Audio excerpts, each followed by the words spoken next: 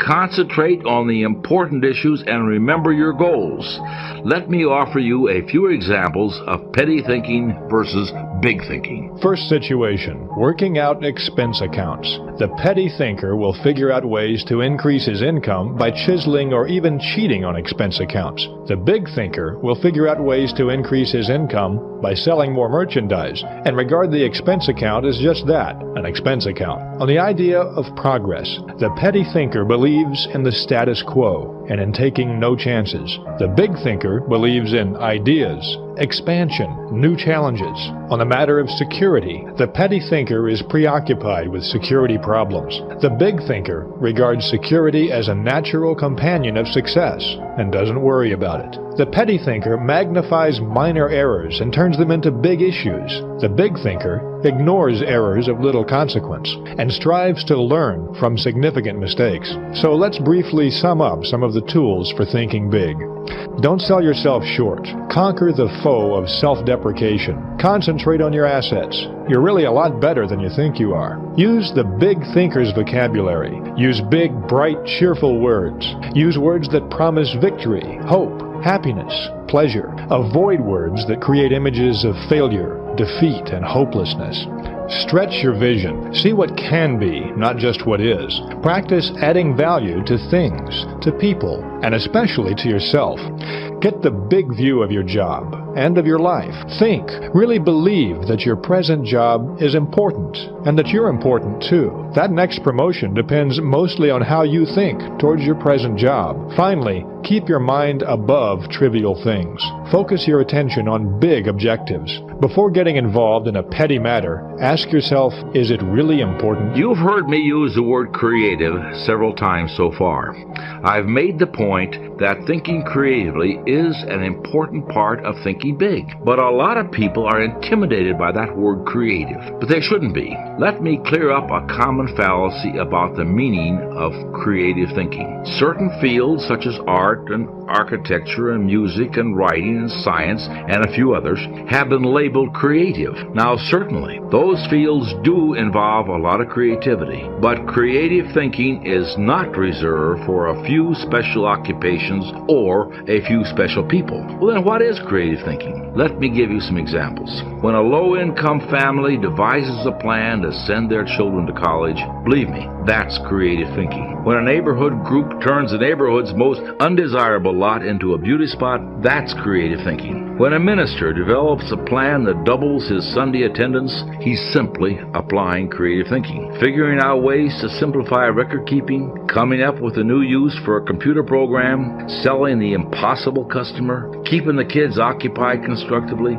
These are all examples of practical, everyday creative thinking. And they're just as creative as the architect's new bridge or the composer's new symphony. Creative thinking is simply finding new, better, improved ways of doing things. The rewards of all types of success at home, success at work, success in the community, all hinge on finding ways to do things better. Now, let's see what we can do to develop and strengthen our creative thinking ability. The first step is to simply believe it can be done. Here again is that basic truth. To do anything, you must first believe in it. Believing something can be done sets the mind in motion to find ways to do it. To illustrate this, David Schwartz often asks groups in motivation and training sessions this question: do you feel that it's possible to eliminate jails in the next 25 years? Think about this question for a moment. Now, what's your reaction to the question?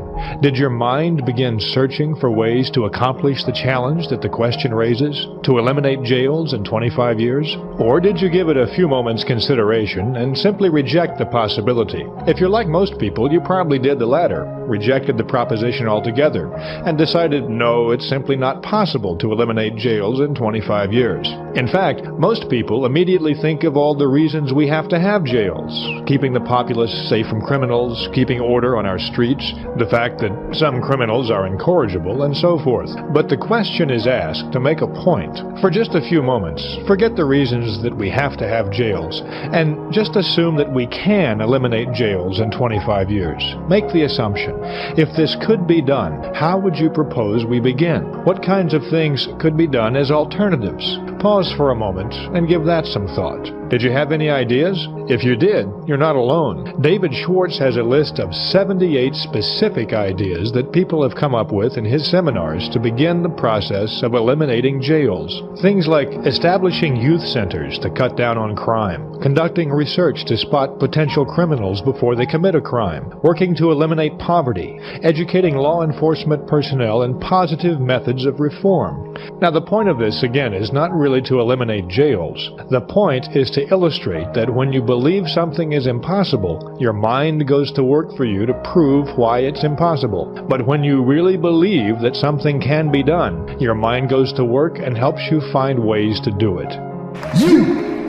You, the one who thought you weren't going to make it, who thought you couldn't get up again, who thought it was over, who thought it was the worst day you've ever had, your track record for surviving bad days is 100%. So what would make you think that you won't survive the next bad day? Because God keeps getting you up over and over and over again. So when I fall, I just get up again. Man, he is really good at this. So I got labeled the hardest working man in Hollywood because of my father. My father was a coal miner. He was very poor. My father made $5 a day. He was a coal miner. He had 5 kids. My mother was a Sunday school teacher. My mother taught Sunday school. My mother never worked a day in her life. My father took care of my mother and all his kids. So my father taught me very young. He said, listen to me, son. They can out-sing you. They can outrun you. There were people who can out-jump you. There are people who will outdress you. There are some people who can out-talk you. There are some boys who can out-throw you. There are some people who can out-dance you. But don't you let no man living outwork you. Nobody can outwork me. I don't care who you are. It doesn't matter.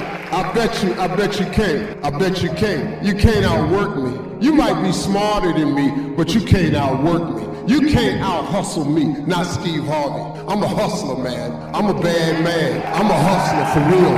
No one, I don't care how much money they got. I don't care what color they are. I don't care what their family name is. You cannot outwork me. I won't let you. If you stay up for 5 hours, I stay up for 6. If you go to bed at 11, I go to bed at midnight. If you get up at 6, I get up at 5. If you go to lunch for an hour, I go to lunch for 45 minutes. If you come to work early, I come in earlier than you. That's how I work. So my first TV show was Showtime at the Apollo. Now, I had been homeless when I got this TV show. I had been homeless for 3 years. I lived in a car, but I was telling jokes, and so I had some videotapes, and they saw it, and they asked me to come and perform. I performed, I did well. They asked me to come again, I did well again. They offered me the job of hosting Showtime at the Apollo. They paid me.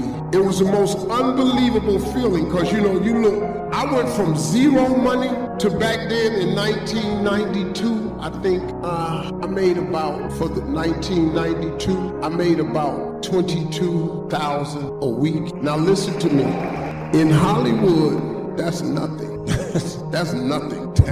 But for me, it was everything. You go from zero to $22,000, you gotta be kidding me. I thought I was rich, and to me, I was rich. And so that first check, I spent all of it. I didn't even try to save no money. I took it to the bank, I cashed it. I got $22,000 cash in my pocket. I was not leaving my money in the bank because I had been homeless so long, I needed my money in my pocket. I had $22,000 cash in my pocket.